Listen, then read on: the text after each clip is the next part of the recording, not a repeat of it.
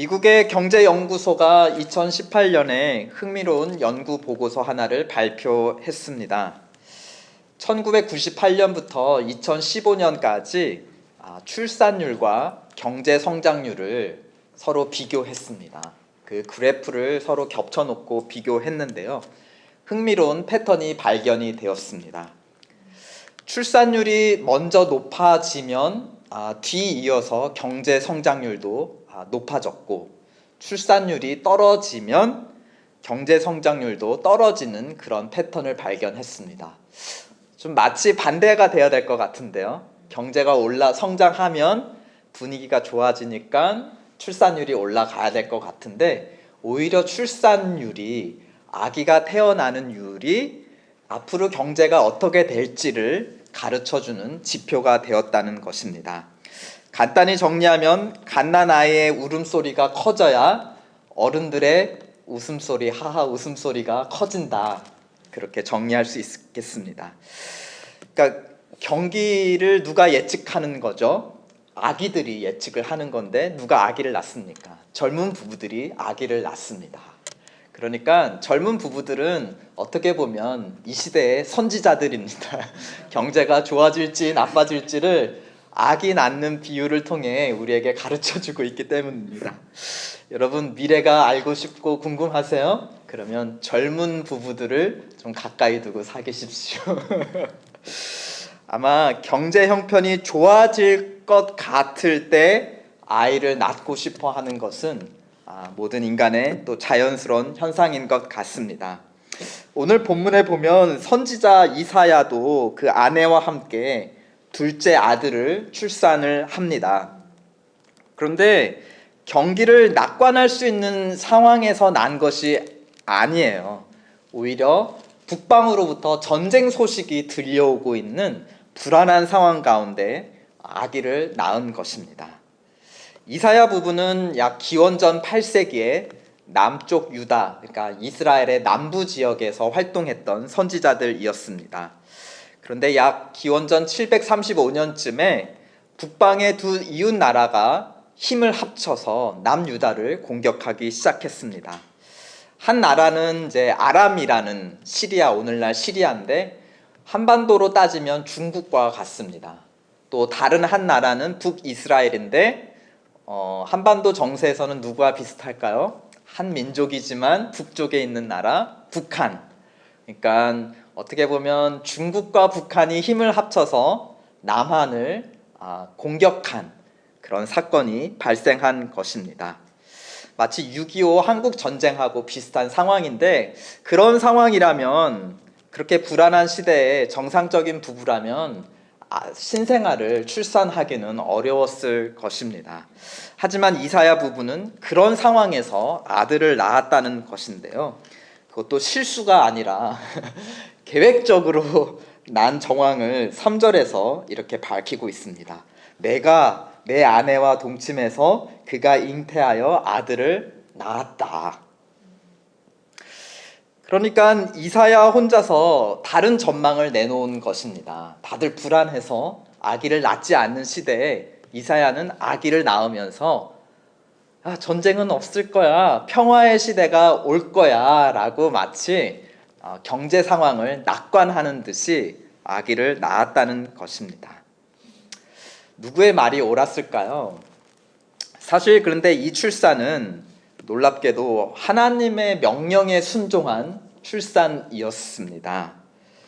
3절을 보시면 우리 한글 성경에는 내가 내 아내와 동침하매라고 되어 있는데, 히브리어 원문에는 내가 그 여선지자와 동침하매라고 원문에는 써져 있습니다. 그러니까 이사야도 선지자고 아내도 그냥 아내가 아니라 선지자다. 그러니까 선지자 남편과 선지자 부부가 몸과 마음을 협력해서 아이를 낳았다 하는 것은 그 이면에 뭔가 하나님의 계획하에 일을 이루어진 것을 우리에게 암시해주고 있습니다. 참 선지자라는 직업은 굉장히 극한 직업이었던 것 같아요. 출산도 순종, 시대가 불안하고 어느 부모가 전쟁이 불어닥칠지 모르는 불안한 시대에 자기 아이를 낳고 싶어 하겠습니까? 그러함에도 불구하고 하나님의 계획에 순종하여 아이를 낳았다는 것입니다. 그것을 알려주는 또 다른 증거가 1절과 2절에 소개되어 있습니다. 아이의 이름을 하나님께서 친히 주셨습니다. 그뿐만이 아니라 그냥 이사야 귀에다가 목소리로만 알려주신 것이 아니에요. 그거를 어디에 쓰라고 했죠? 큰 서판. 여기서 서판은 당시 사람들이 쓰던 큰 나무판이나 돌판, 무언가를 증명서로 남길 때 기록하는 공증 문서를 의미합니다. 2절을 보시면 그 글씨, 그 이름을 증인을 세워서 또 증거, 공증하게도 하였습니다. 첫 번째 증인은 제사장입니다. 굉장히 공인이죠. 이스라엘 사회에서. 그러니까 이 둘째 아이의 탄생은 그냥 이사야 부부의 개인 가정사가 아니라는 것입니다. 뭔가 나라 전체와 관련되어 있는 공적인 일이었다.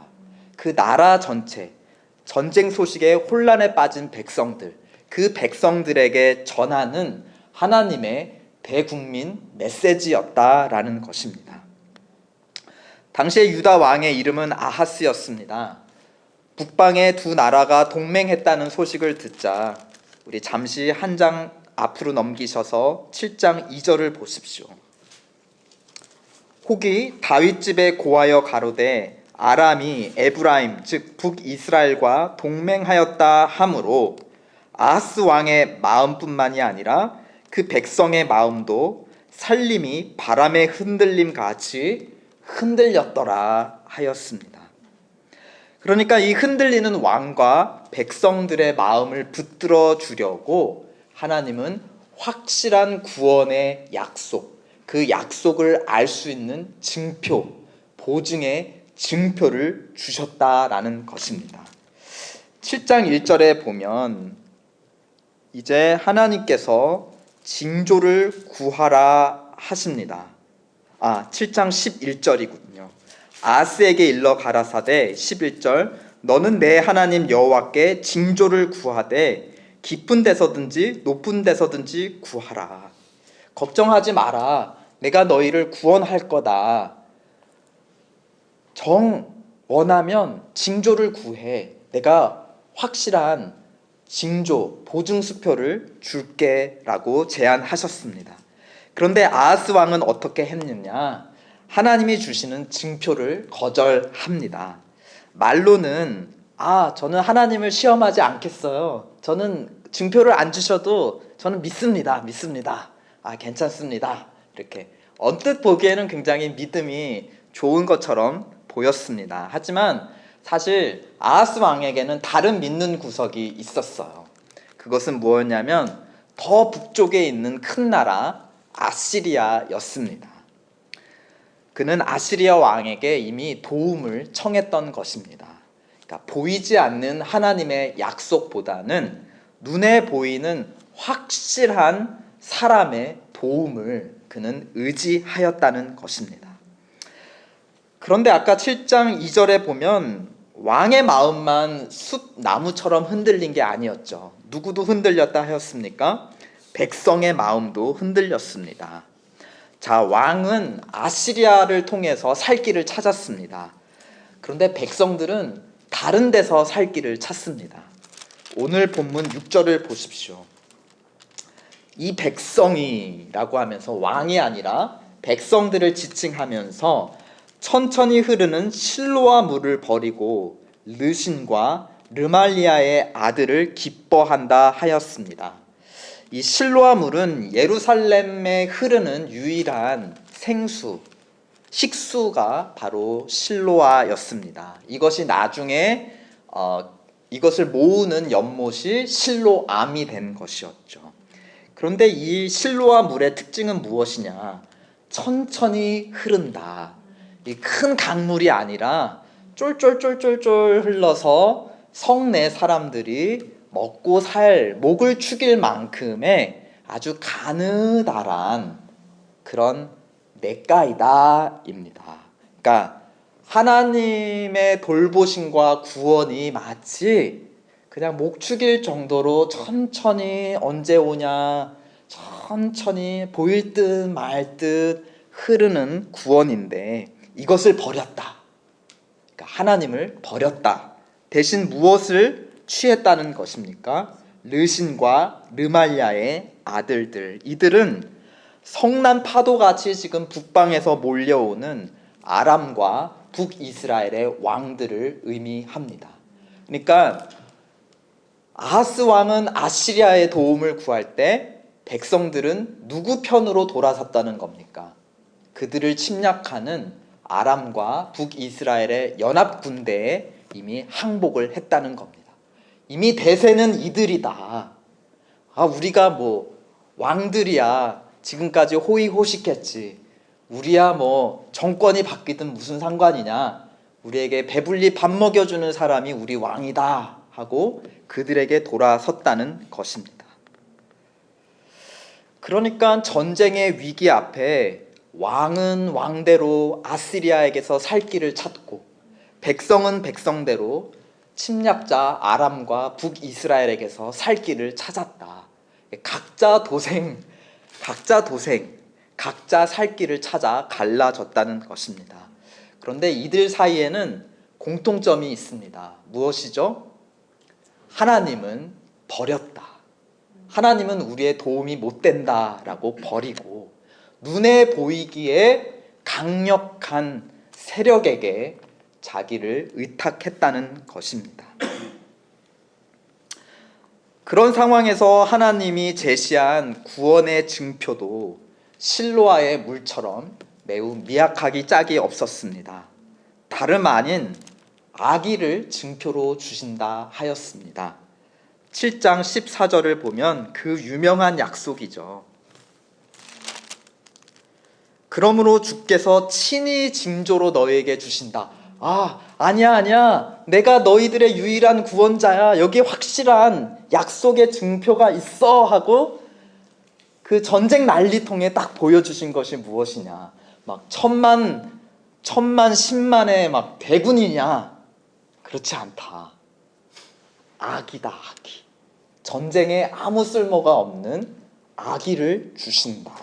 그러면서 그 이름을 임마누엘이라 하리라. 이 아기를 봐라. 내가 너와 함께하고 있다는 증거다. 실로아의 천천히 흐르는 물을 봐라. 그것이 내가 너희들을 살리고 있다는 증거다. 아주 미약한 증표를 내보이신다는 것입니다. 이 유명한 말씀은 예수 그리스도의 동정녀 탄생을 예언하는 아주 유명한 말씀이죠. 그런데 그 당시 사람들의 입장에서 한번 생각해 보세요. 하나님께서 우리와 함께 하신다. 다만 그때가 기원전 700년 때였는데 다만 700년 후에 메시아의 탄생을 통해서 지금 우리는 당장 외국 군대가 와서 멸망당하게 됐는데 700년 후에 이루어지는 약속이 지금 우리한테 무슨 소망이 되냐.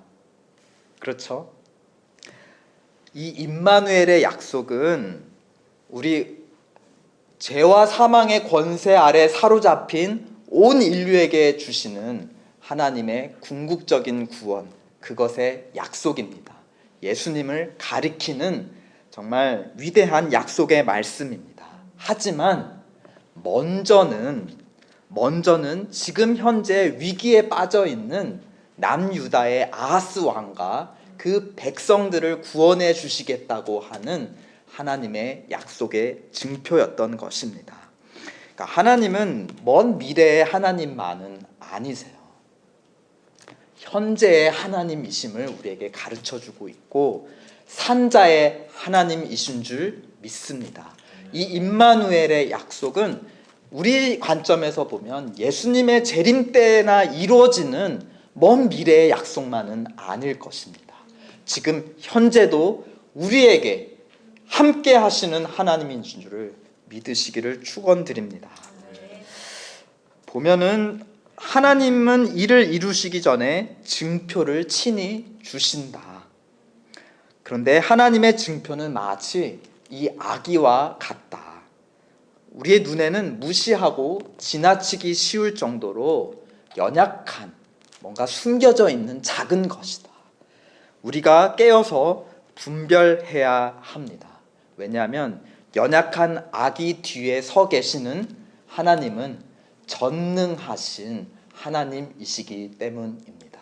그러므로 하나님이 여러분 삶 속에 놓아두시는, 친히 주시는 증표들을 깨어서 발견하십시오.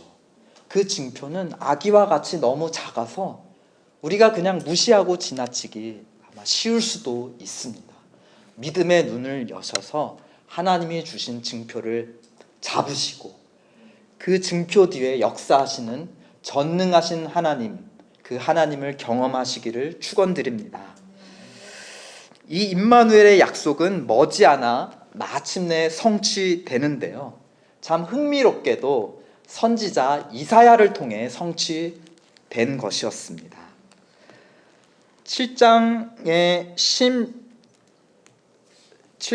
이 말씀과 그리고 14절의 말씀과 8장 3절의 말씀을 한번 비교해서 읽어보세요. 14절, 처녀가, 젊은 여자가 잉태해서 아들을 낳을 것이다 했는데 8장 3절에 보면 선지자인 내가 내 아내와 혹은 내 여자 선지자와 동침함에 그가 잉태하여 아들을 낳았다.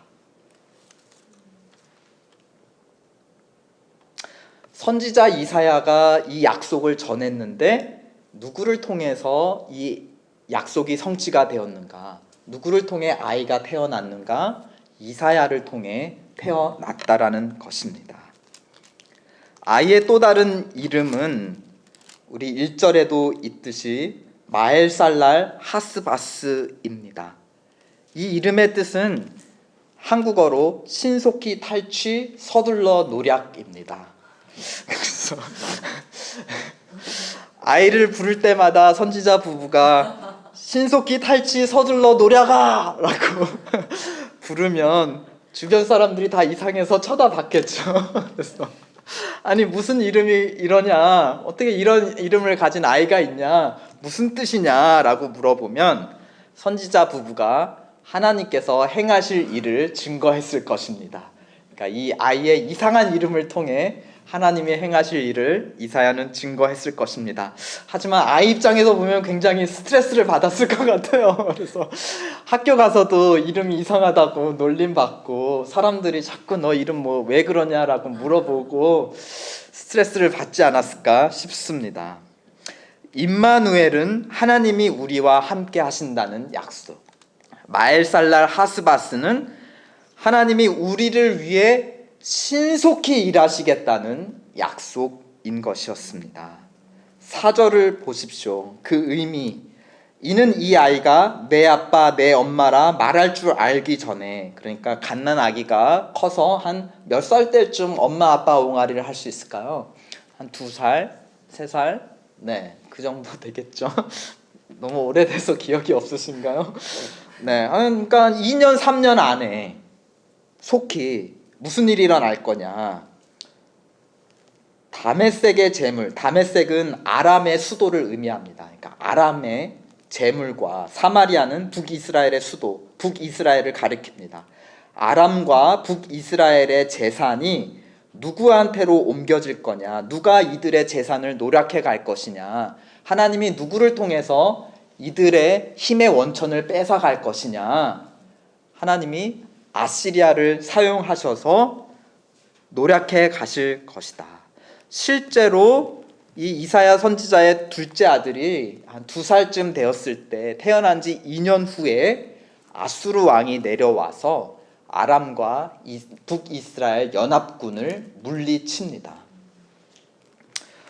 그러니까 이 아람과 북이스라엘은 누가 의지하려 했던 대상이었죠?